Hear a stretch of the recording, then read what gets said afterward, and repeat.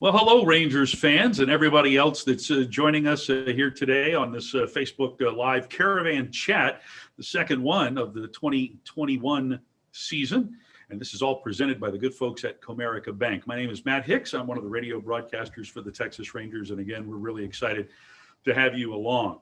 For the next three Wednesdays at 7 o'clock right here on Rangers Facebook, we'll be hosting these Caravan Chats with players and coaches, other folks associated with the Rangers. And today, in addition to yours truly, we have joining us Rangers catcher Jose Trevino and Rangers pitcher Brett Martin. Fellas, good afternoon, good evening. What's up, guys? How's it going? Good to see you. Good to have you along. And we've got a lot of time. We also have questions from fans that have joined us here on Facebook today. So we're just going to chat some baseball if you guys are good with that. Oh, yeah, definitely. Well, we've had an opportunity to have a little experience with this, the three of us, because we had the opportunity to have a similar type chat for the folks with the Waco Chamber of Commerce. So we might have some repeat questions as far as that's concerned. But for everybody here today, we just want to get it started with your off season. What you guys did during the off season, if you did anything interesting during the off season. Jose, I know that you in particular down in South Texas had a Christmas toy drive for the kids. Why don't we get it started by you telling us how that went? Yeah, no, it was great. It was my fourth annual toy drive. This year, obviously, we couldn't have a baseball camp. Usually we have a baseball camp, pack it out, and it's great. And I show up in a helicopter dressed as Santa, but we didn't do that this year. But no, we had a drive-through toy drive. We set up lights, kind of like lanes and stuff, and we gave away a lot of cool stuff. A couple pictures, some of the little mini bats that you get at the baseball games. We slapped our logo on there, and then also like we did something that I don't think anybody else has done. We got the ice cream helmets, and we put our logo on the side of it so you could see the Rangers logo and my logo. And we signed it on the bill, and we gave those away. So I thought it was pretty cool. That is pretty cool. And this is something, and you mentioned, you normally dress up as Santa, but this is something now you've done for, how many years have you done this? 4 years. Okay. Yeah. I mean, it started, I literally planned it 1 week in December, and after that, it just keeps getting bigger and bigger and bigger. And now I just got a confirmation text from the people at the Westside Helping Hand that we provide the toys for and all the donations. They're getting a baseball field built right next door to their facility. So I'm very excited for that, and can't wait for it. Congratulations. That's great to hear. Brett, how about you during the off season? What have you had a chance to do? We actually, so we had a condo we lived in last off season. We ended up selling it and we bought a house. So probably for the first month of the off season, we've been painting the entire house. It was like this very, very dark brown, wasn't very attractive color. And now as you can see, it's just a plain gray. So the whole house is gray. We painted that. And then we've been moving in, kind of fixing some things up here and there, kind of making it into our own. So I'd say up until beginning of December, we've been doing stuff like that. But we just now finally started to settle in. And then just on days it's warm, been trying to go play some golf or go fishing, been hunting quite a bit lately. But that's really about it. Looks like a similar wall background to what Jose has. Kind of see if you guys trade any decorating ideas? He actually asked me. He asked me for my colors on my wall because he saw it the other day, and I was like, "Yeah, I'll share it with you, I guess." Yeah, that's what it was. Well, here we are getting ready for the 2021 season, and I think people are curious about what you guys do to prepare physically for the coming season before you get to spring training. And years past, it used to be that guys might have an off-season job, but over the last 25, 30 or so years, professional athletes basically stay in shape, all year round. And so if you could just relay to us what your off-season training regimen is like. For me, I just I take a couple days off, close to a week, maybe a week and a half, depending on how I'm feeling. And then I jump right back into the weight room. There's a lot of things you can fix just by lifting some weights, just by getting moving, gaining flexibility, stuff like that, especially for a catcher. You want to be flexible, you want to be strong, and always working towards that. That's in that itself is something you got to do every day. But for the most part, I think for me, I like to get ready mentally. I love it. Like that's my favorite thing is know that we have a marathon in front of us and how are we going to attack this marathon. But physically, yeah, it is demanding every day, going out, getting stronger, getting quicker, and just trying to polish up our game a little bit. Brett? Yeah, pretty much what Jose said there. Just taking a few weeks off there at the beginning of the off season, that helped me a lot. I was able to get a lot done here on this house, so I was able to make my wife happy there. But yeah, just as soon as you start lifting, start working out, it's really just all about trying to get your body in the shape that it needs to be in, get it ready for 162 games for the mental grind as well. And then also the physical, just making sure that everything's feeling good and you're in top condition and then you're ready to go. Well, Brett, I want to follow up with something you said there because, you mentioned taking off right away after what was for you maybe a little bit more of a challenging 2020 season than everybody else. It was challenging for everyone, to be sure. But you missed some time at the beginning of the year because you did get a positive COVID test. You missed, I think, maybe the first couple of series. Then you got in there, and then later you had some rotator cuff issues that kept you out for a while. You still managed to, I think, have 15 appearances for the season, but in a shortened season where everything was compressed, to have to deal with COVID and a rotator cuff, that had to be particularly challenging for you. Yeah, it was before, and kind of like what we had talked about last week. It was just kind of that pressure too of wanting to get back out there on the field and trying to help, win some games, win as many games as we could together as a team. And it was just, first of all, like being out with COVID, it was kind of a long, drawn out process. Had to have 2 negative tests before I could come back and even practice. And that was frustrating because that took a while. And then with the shoulder and everything like that, it was kind of the same thing. Just had to kind of take it slow, just to ensure that I was going to be able to get back out on the field and stay, ultimately stay healthy. Yeah. And then Jose, for you, fortunately, given your position, you have some more rigors than maybe other guys at other positions, but you were able to in 2020 sort of emerge as the team's number one catcher. What challenges did 2020 pose for you? It was definitely one of those mental years. You take an instance for COVID, for how the season got delayed, everything. It was just mentally. I think we all had to be there. It was a rough. Sometimes we knew what we were doing. Sometimes we were like, okay, are we starting on time? Are we doing this? Are we pushed back a little bit more? We just mentally, you just had to be there. You had to be ready for anything. And then physically, obviously, trying to get to a gym during a pandemic is pretty tough. I was fortunate enough to have somebody that I could go work out at, a weight room that I could go work out at and, stay in shape. But for me, I think it was all mental. We had to be there. Well, let's jump from that to actually being ready for the 2021 season, because this week we learned that Major League Baseball fully intends to have a full schedule. And that means we're going to play a full spring training, which is 30 plus some odd games, and then a regular season of 162 games. At least right now, that's the plan. And so when we had our chat last week, we didn't know that. We know it now. So having this information, knowing this information, does it make it easier for you guys to prepare? And what are your thoughts on Major League Baseball saying right now, hey, we're going full speed ahead? And Jose, I'll let you take this one first. It's a sigh of relief. I know a lot of guys out there were kind of just like, are we doing this? Are we not doing this?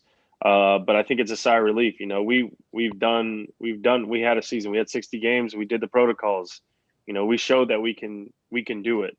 And I think for the MLB to come out and say, hey, we plan on doing it, that's a great sign. Now we got to get back on the train of like, okay, social distance, wear the mask, keep it safe for everybody. But I think it's exciting.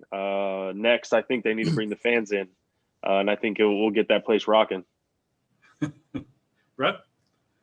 Yeah, I think it's definitely encouraging to hear them come out and say that, because obviously, things were up in the air as of last week. And even trying to talk to a few guys around the league with other teams, that they were hearing completely different things of like not starting until April or even farther back than that. So it was good and encouraging to hear that. And I know Jose and everybody else, especially going around the league, is definitely excited to be able to actually be there on the 17th when we're supposed to be there and starting on time. As I hear you guys talk about this, I'm thinking that fans might be wondering what it was like for you guys. You played 60 games, you played 30 or so here at the new Globe Life Field, but you didn't have fans. And then you got to watch the postseason and the World Series, where there were a very limited number of fans here at the ballpark. What was that like, watching the World Series and seeing those guys playing in front of people? I thought that was awesome. I was jealous. I wanted that to be us, like, you know, during the season, have some fans there. But it was odd. It was very odd. But also, I think, you know, Trevino, we played in high desert where there wasn't that many fans in the minor leagues. We might have been used to it a little bit. No, I agree. I agree with Brett. The high desert California, you're not going to have many people at the game. You might have a couple diehard fans there, but as soon as you start winning over there, they start coming. But yeah, no, it was definitely different. But I think you know, it's encouraging. We're looking forward to it, and hopefully, you know, we get some fans out there just like they did at the World Series. So, and I'll roll it back again to 2020. Did you guys have situations in games this past season where, because there were no fans, like, did you hear conversations in the dugout? Could you hear a person or two talking, and or, you know, Jose, you're behind the plate. Could you hear the left fielder talking to the center fielder? What was that like? No, you could, when they piped in the crowd noise, it was actually like pretty normal for me, just because I'm looking out towards everybody else. It felt a little normal, but definitely a lot more screams, a lot more, you know, chitter chatter, a little chirp here and there, a lot more of that. I'm sure cameras caught that too, the microphones and stuff. But for me, it was different. But I think for the pitchers and infielders, outfielders looking towards me and seeing, like, there's this picture that we hung up in our locker room, and it's of Lance throwing the first pitch of 2020, and there's cardboard cutouts, and I'm like, there's no way that's true. I cannot believe that we were there for that. Like, Right. Just thinking about it, like having to explain it to my son in like a few years, he's gonna be like, why are those things there? I'll be like, yeah, I'll tell you later. But yeah. Brett, for you out on the hill, I mean, usually that's a very quiet, serene spot. You guys usually are able to block out, even when there's a full house, you kind of block out the noise and focus on what you're going to do. But did you maybe hear a few things that distracted you? Yeah, I mean, usually when you go on the mound, you're pretty locked in. You know, the only thing that you're really paying attention is obviously Trevino back there. But yeah, there were some times, you know, if you give up a base hit or whatever, you give up a hit and you got to go cover third, you know, you're going to hear the people chirping from the dugout anyway. But like, you can hear it right off the bat instead. I mean, it was kind of like you kind of paid attention to it a little bit more because you could definitely hear it like plain as day. So it was one of those things that you just, I guess, had to try to almost ignore it and then just deal with it. You know, hearing you guys talk about this, Jose, it brings this thought up, and that is, you know, you're a fairly talkative guy, and you're very good conversationally, one-on-one, in a group, but there are some catchers that are chatty catchers, and there's some catchers that aren't. And so are you the chatty type catcher? And I hate to put you on the spot here, but can you summon up the memory perhaps of a memorable conversation you've had at home plate with a hitter, if you greeted them, and if there was anything funny that was said or any kind of on-field exchange like that? No, I might be chattery with people, but I'm not when it comes to the game. No, I'm just like, hey, how's it going? Obviously, with guys that have some years on them, for sure, you know, I'm going to show the respect to them. But no, I don't really talk that much unless they're talking to me.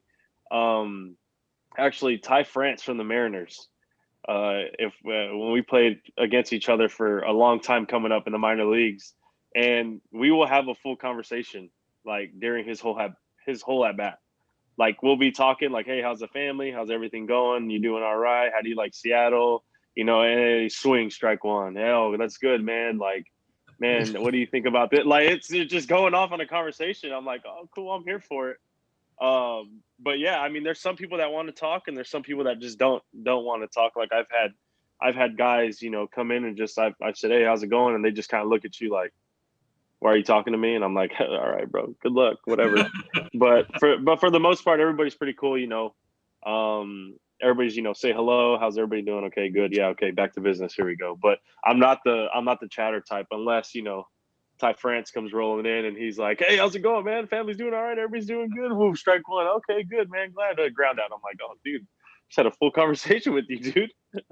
How Every about single at bat too. Every single at bat. wow? So Yeah. you might even pick up the conversation in the next at bat where you left it off. Oh, definitely. Yeah. And that doesn't include me getting to third base or him. Like, you know, it's crazy. Right. How about plate umpires? Is there an umpire that likes to talk?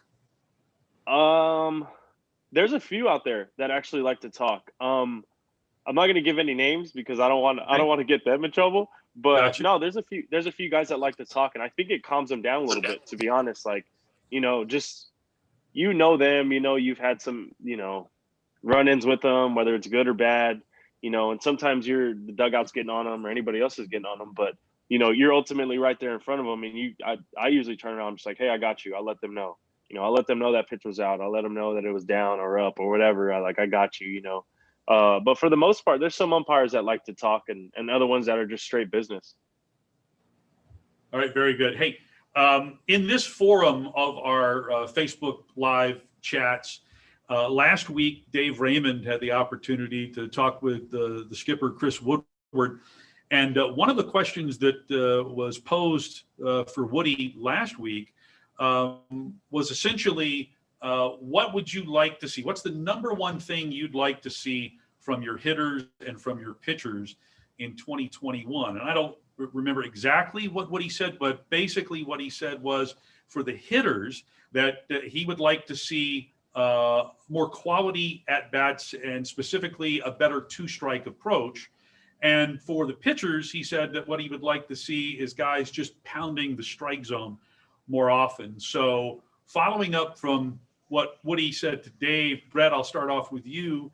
The pounding the strike zone. And I think I looked this up. I don't know if I'm exactly right, but I think your strike percentage last year was right around 61%, which is pretty good. But what are your thoughts about what Woody had to say about that, about just pounding the strike zone? And I guess from that, it would be like you get ahead strike one, don't necessarily play around and fall behind, you know, go for strike two.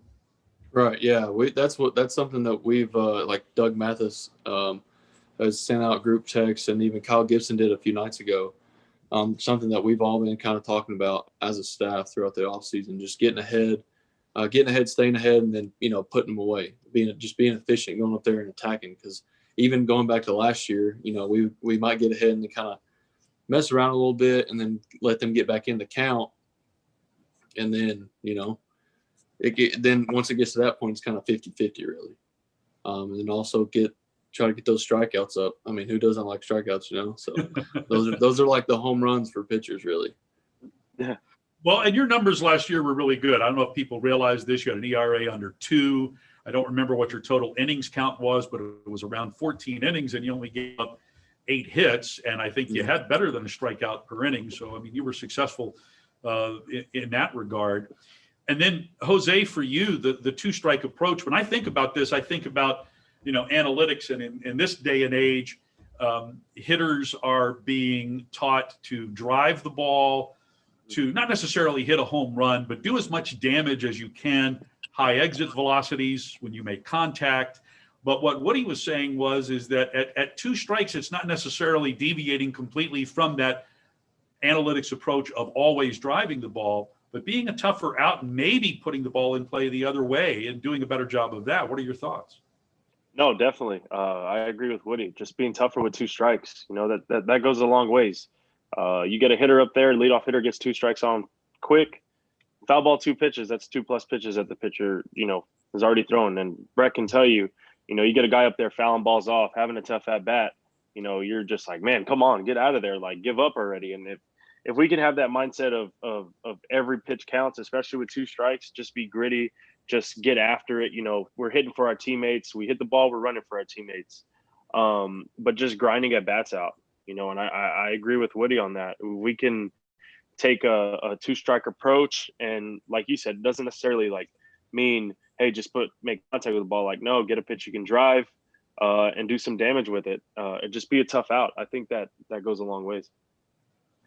All right, and I've got one more question, and then we're going to get to questions from fans here. We've got a few to disperse, but in keeping with the analytics theme, one thing that I have taken from the last few years with the ball club is that each year, and I've been with the team since the 2012 season, but each year there is more and more information that's available, and everybody has it.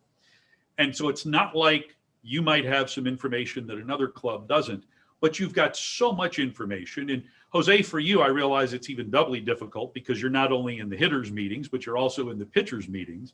So you've got double the work when it comes to this kind of stuff. But there's information that both of you guys get before a game on the opposing players. But then the question becomes, how do you take that information and integrate it into actual performance on the field? Now, I know I've talked to guys in the past that have said, yeah, it's a lot of information and I can't really process all of it. And I'm sitting here thinking, well, if I'm a hitter standing in the box and a guy's throwing 95, I really don't have a lot of time to be thinking about stuff. I need to be prepared, but I need to be able to react. So how do you guys handle all this? How do you handle all the information, and how do you parse it down so that it's something that you can actually use in the game? And Brett, we'll start with you. I think there can be too much at some times, but it also depends on what you do with that information, whether it's going to be good information, bad information. I think you just got to figure out how you can dissect it and use it for your strengths. Like in 2019, I was, more than likely going to come in and face the lefties. So I would go through their lefties in the lineups that were going to play that night and watch video on them, see how other left-handed pitchers were going to get them out, look at their swing percentage on certain pitches and certain counts. But now last year was different. We had the 3-batter minimum, so that was kind of a little harder. But I still would go in there and, watch the lefties and pay attention to them, but kind of look at the other guys that may hit above or below them and got to pay attention to those guys too.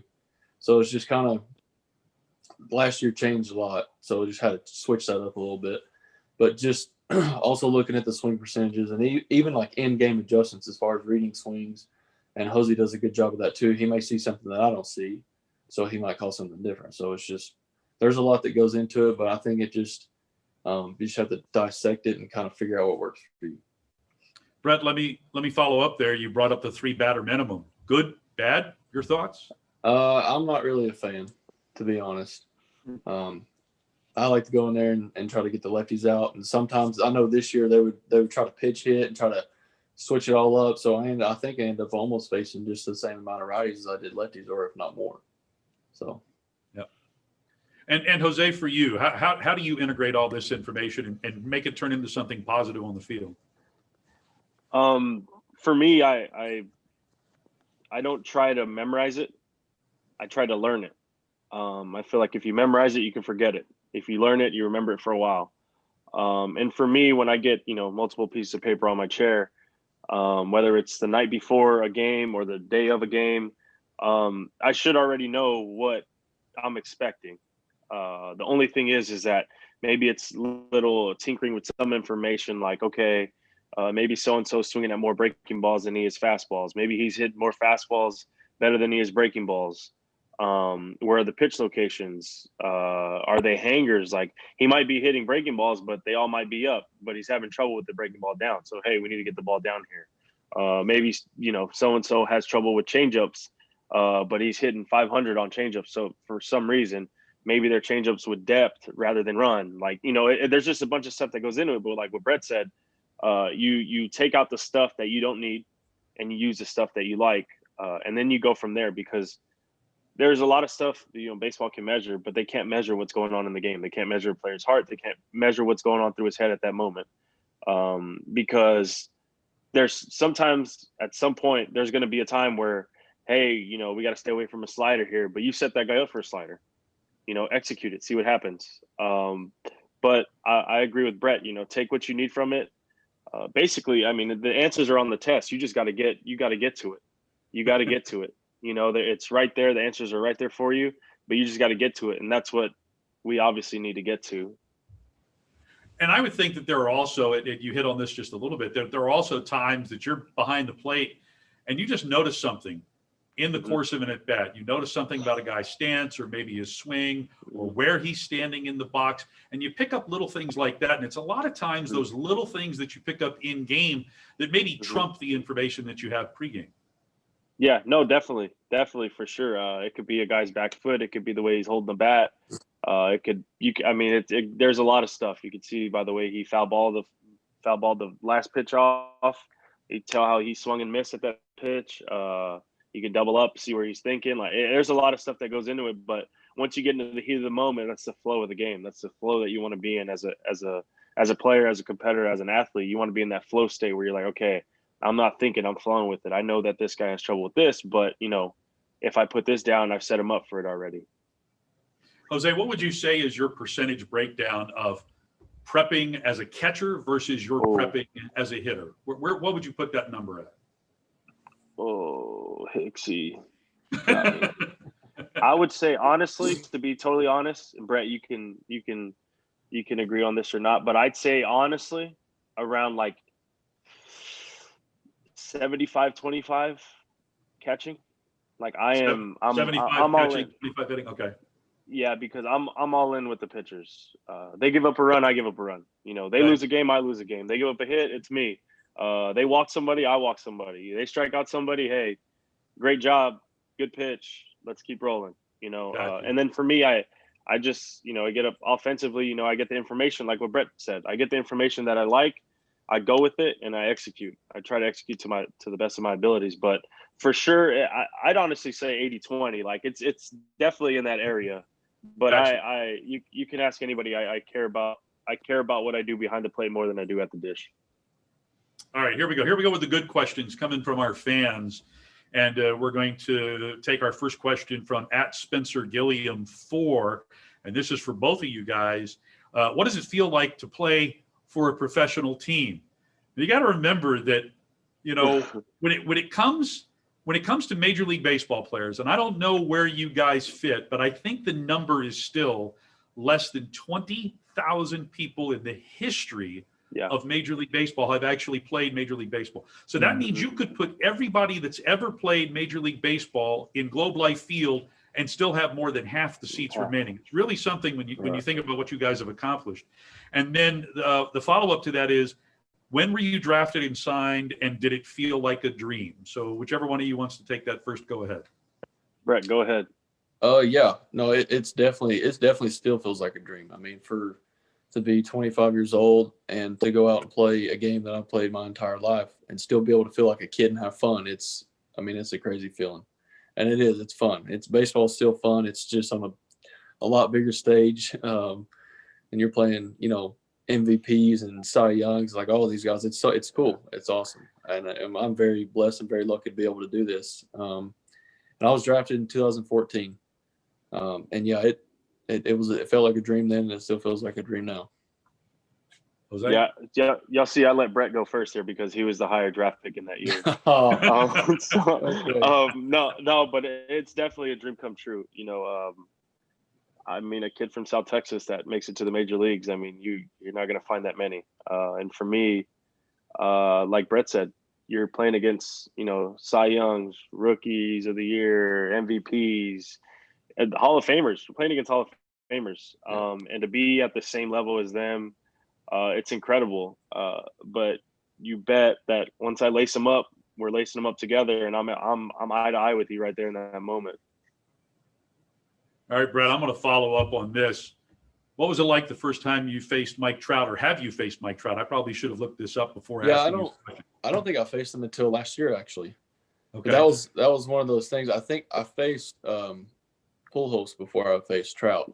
That to me I was kind of starstruck and like, man, I can't believe that I'm getting to face this guy right now. But then even facing Mike Trout last year, I was like, okay, this is cool. But I couldn't think too much about it. I didn't want to get too wrapped up because, I still have a job to do. Still have to go out there and pitch. He puts his pants on the same way that I do. So it's just kind of got to look at it that way.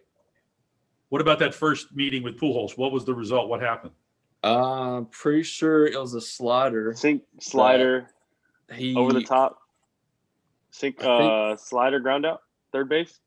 It went through third base. It was like right between, I think it was his dribble and the line, right down third base line. He got a single. Okay. All right. And Jose, how about you? What was the first real starstruck moment guy you faced on the hill? Who was it? On the hill, man. I would have to say, man, if I had to pick, that's too hard. On the hill, that's different. I'd say when they stepped in the box, that's probably like one of the moments I was like, oh man, that's Albert Pujols. Like Okay. I love number 5 because of this guy. Like, and he doesn't even know it. He's just probably like, hey kid, what's up? Put down a sign so I could, do my thing. I'm still like, I didn't have enough courage to go up to him this year to ask him for autographs. So I'm hoping this year I get the courage to be like, Mr. Pujols, can I get a signature or something? Like I'm telling you, I have a Cardinals jersey ready for him. I just need to get the courage to do it, because the rumor is that he doesn't sign for anybody unless you ask him directly. So I'm like, oh man, like this dude is my like childhood hero. So, it's crazy. Like people say you don't want to meet your heroes, but like this dude is amazing. This dude's awesome. Mm-hmm. He comes in, he's like, hey Poppy, how's it going? And it's awesome. It's cool. Maybe he's watching this right now and he'll make a note of the fact that you're going to ask him that. So do you guys have anybody? Do you guys have anybody's autograph? And it doesn't have to be a baseball player. Do you have an autograph that's very memorable to you that you asked for? No, I don't know if I do. No, I do. Okay. I'm a fan. I'm a baseball fan. and who would be the number one? Oh man, I was fortunate enough to catch bullpens for Clayton Kershaw. And I actually got a Father's Day white jersey for him. And of course I did. And I was like, man, I can't ask him for his autograph. I just caught a bullpen from him, let him relax. So Sean Tollison actually is really good friends with him. And we were in spring training together at the time. So I said, hey, Sean, do you think you could ask him? He's like, dude, of course. And he put like, the jersey's hung up over here in my little area, but he put on there, Cy Young winner, Clayton Kershaw, and he put, can't wait to get you out soon. And I was like, oh man, this is great. This is awesome. So that's for sure one of my very, like, the ones I will hold for a long time. And I'm thinking about taking it out of the case and having him re-sign it and put World Series champ on there. I think that'd be pretty cool. But yeah, definitely Clayton Kershaw. That's neat. All right. So thanks to at Spencer Gilliam for that question. Here's the next one coming from KD White 9980. And again, it's for both of you. How will spring training be different this year? We're so glad y'all get to play a full season.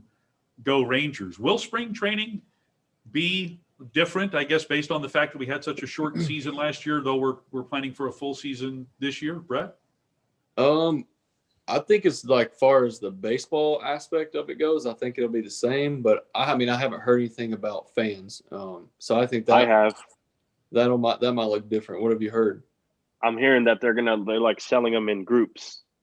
Mm-hmm. So like you can sit in groups of like however many people, but that's just like, what I'm hearing. That's on like rumors. Like a pod? Yeah, like a pod. I think that was the word they used, was like a pod. So like say like 10 people want to go, they're like, hey, you 10 people need to buy tickets together and y'all can go together, but you got to stay, socially distanced. What about like as far not as at the workouts? No workouts. Mm-hmm. See, that's kind of what I was thinking. What was that again, Brett? Just like when we're out on the field practicing in the mornings, if they'd be able to come down there and interact and stuff. That's what I think. That's the cool part.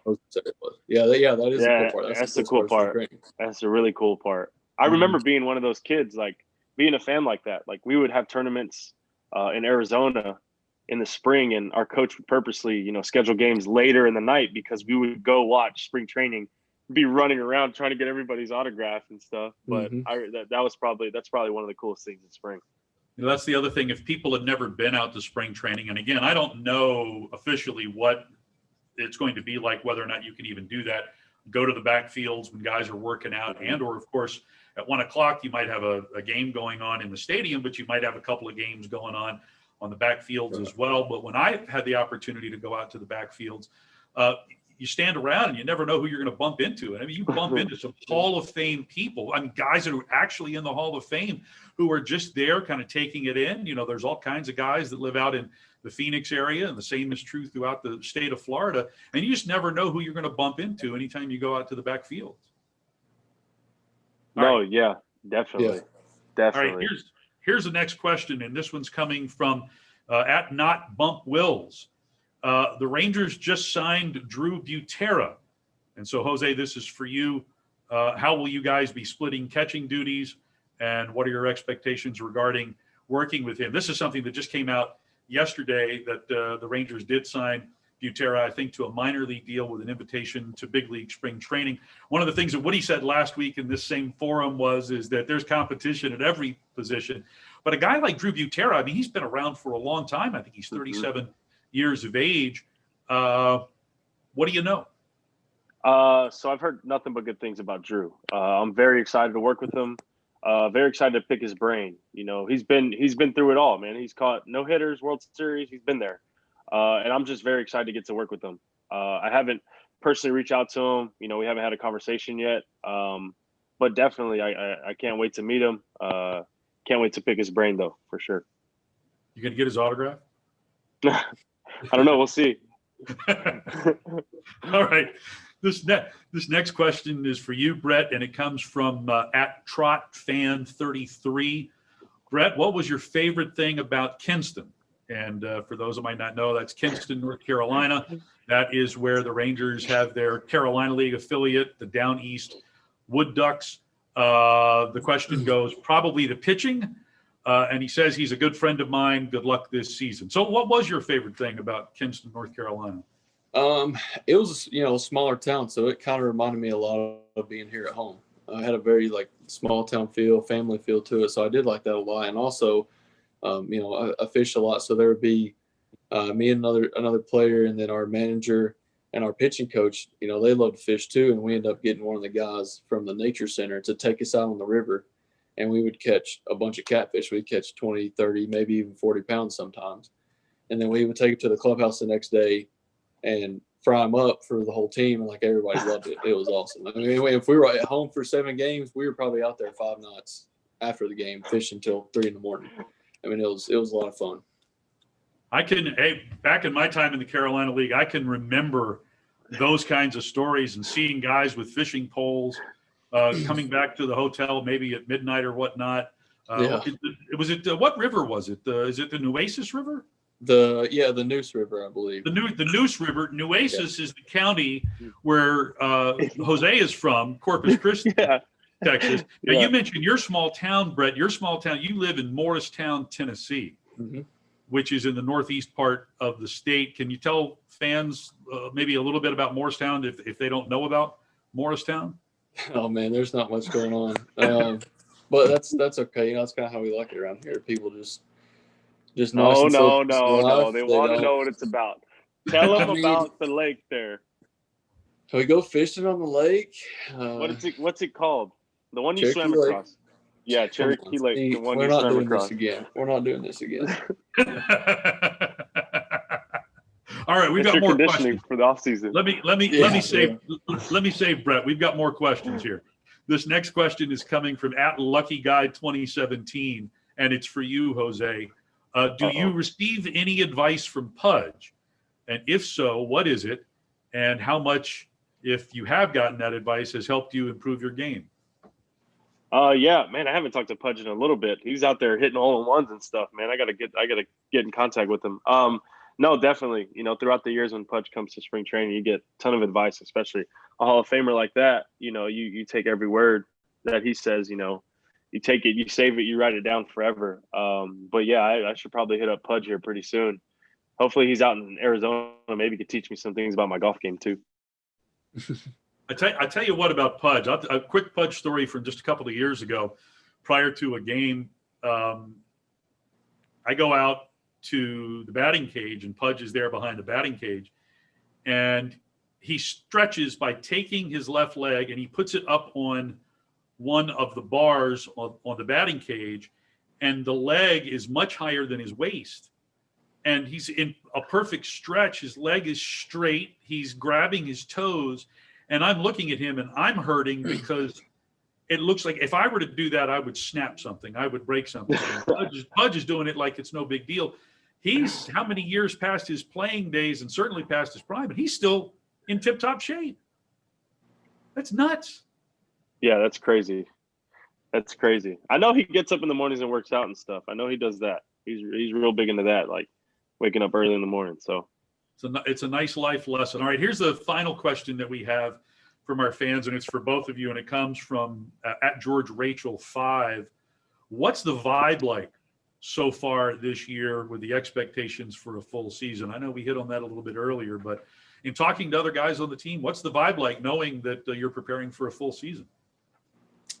I think we're all excited.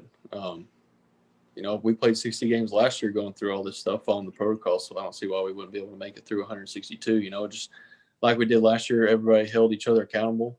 You had to be really selfless, and last year was something bigger than just one person. It was for the whole team. We wanted to all get through 60 games healthy without any issues. So I think I'm hoping this year it's more lenient and it's not as strict as it was last year. But I mean, if it is like it was last year, then so be it. We'll do what we have to do to play some baseball. yeah, I agree with Brett. We're very excited. Very excited to meet the new guys. Very excited to just get this thing rolling again. I'm excited to see Brett, smiling face 60 feet away from me. All right, we want to thank all of those fans that sent in those questions, but we've got a few more, just sort of finish up on a light note here.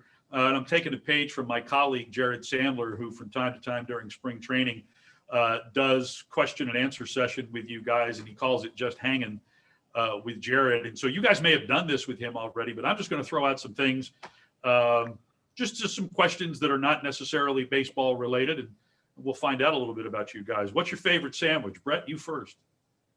Favorite sandwich? Yeah. I would have to say like some sort of Italian sandwich. I actually just had one for lunch. It was pretty good. So I'd say I'd have to go with that. Jose? Oh man, I'm Firehouse Bacon Ranch. Oh man, that's one of my favorites. I think it's called the Bacon Ranch Flat. That's right. That's nice. From Firehouse Subs. Oh yeah. Yeah, I had a Firehouse Sub just the other day. That's a good answer. How about your favorite pizza? What toppings are on your favorite pizza? And Jose, you can go first here. Straight pepperoni. I'm a straight pepperoni guy. Maybe some Italian sausage, but other than that, it's straight pepperoni. I get it. I eat it. That's my favorite kind. All right, Brett. I'm a little bit plain like that too, but I will go extra cheese. And I know a lot of people do black olives on their pizza, but I put green olives on mine. That's disgusting. Come on, all right, let's try it. So I guess bad. I'm having pizza with one of you guys. I'm having pizza with Jose then this year. Okay. Yeah. Stay away from those olives. All right, I can't stand olives, and people who know me know. Favorite ice cream, and Brett, we'll start with you. Favorite ice cream, probably strawberry for me. I'm kind of a plain guy, so strawberry. That's it. With real fruit in the ice cream, I would imagine. Yeah. Yep. I'll go to the lie. grocery store and I'll Straight get like plain strawberry. a little tub of strawberry ice cream. Jose? Oh, I'm a Jimmy Fallon. No, Jimmy Fallon. The Jimmy Fallon one. I forgot what it's called, but it's like it's a Ben and Jerry's flavor, right? Yeah, but you can never leave out Bluebell. I'm a Texas guy, so Bluebell for sure. Brett probably doesn't know Bluebell. I know what that is. I'm not familiar with that Jimmy Fallon flavor. Does that have like cookie dough in it or something? It's like it has a mix of things. It has everything you can dream of, Hicksy. It's like a perfect ice cream in a carton. It's the best. Now I'm gonna have to look for that now because I've never had that. All right, I'm gonna switch from food and ask you guys if you can remember, and hopefully this is today, so it's fresh in your memory. What's the last song you listened to, Jose? I don't know. I listen to a lot of podcasts. I would say probably there's a song by oh man. I really don't know. A song by Post Malone when I was working out. Okay. But for the most part, I'm podcasts. I listen to podcasts. Hey, Post Malone, he's a Texas guy, right? He's from El Paso, isn't he? He's from Dallas. He's from Dallas? He's a Dallas guy. Oh yeah, he's a Dallas guy. All right, you. Oh, yeah. What's the last song you listened to? Well, Morgan Wallen just came out with a new album, and he had about, I believe, close to 30 songs on it. I couldn't tell you which one the last one was, but been listening to that all day today. It's pretty good. Outstanding. Can you sing any of the lyrics for us, Brett? No, man, I can't sing. No, not yet. We don't get to do that. Okay, now, hey, you mentioned that, and I'm not going to put you guys on the spot to try to sing or anything. We know that third base coach Tony Beasley is outstanding when it comes to singing, but fans might want to know if we had to pick a player to do this, to sing, who is the best singer on the team? Who's got the best singing voice? Who can carry a tune? I don't know.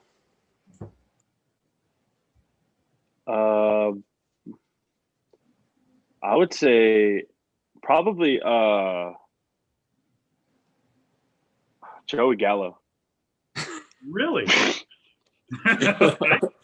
All right. He's gonna be so mad at me if someone finds that out. See, now my thought, back before COVID, when we all traveled together, the guy who was running the show for music on the flights was Elvis. I mean, Elvis knows every kind of music, and the first thought for me is that maybe Elvis can carry a tune because he knows like music from all genres. He really is that diverse in his musical choices. So that would have been my first thought, but you're thinking maybe Joey. All right, let's. I'm gonna call out Joey. Yeah.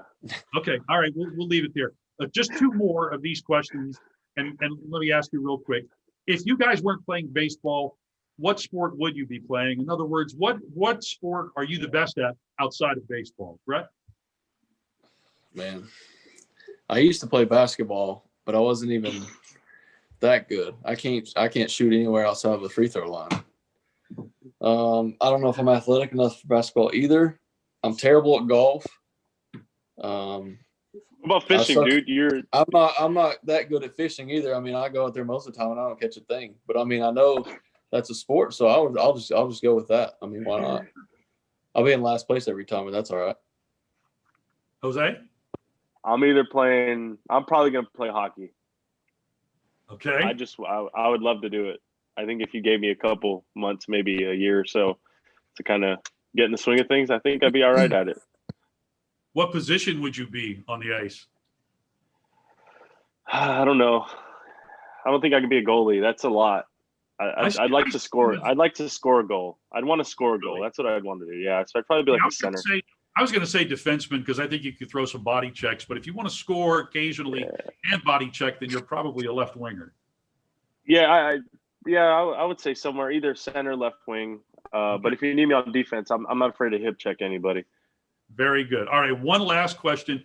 Right now, are you guys binge watching any shows here in the off season? Any TV shows or any series? Yeah, actually, my wife and I started Jack Ryan on Amazon Prime. Dude, that was like 6 years ago. Really good show. Well, hey, we're late to the party, Fashionably late. Fashionably late. That's how you are. Yeah, it's great. It's good for Jose, you. Are you binge watching anything? Nothing. No, nothing really right now. Just unless Mickey Mouse Clubhouse is a thing, then yeah, I'm binge watching that for sure. Maybe a couple episodes of PJ Masks here and there, but maybe some, Donald Duck. No Paw Patrol. Oh, dude, we crushed Paw Patrol here. There you go. Oh yeah. All right, very good. Hey, listen, guys, it's been a blast having you on this Facebook Live Caravan Chat, and we want to say thanks to you for giving us your time, and we want to wish you the best in getting ready for spring training. Yeah, thank you guys. Appreciate it. And we also want to give another shout out to the good folks with Comerica Bank for helping to sponsor this Facebook Live Caravan Chat. And we want to remind you viewers that you can see the full 2021 Winter Caravan schedule if you go to texasrangers.com/caravan. And we'll see you coming up next Wednesday right here, 7 p.m., when the incomparable Emily Jones will sit down and chat with Nick Solak, Willie Calhoun, and co-pitching coach Doug Mathis. Until then, have a great evening and good night.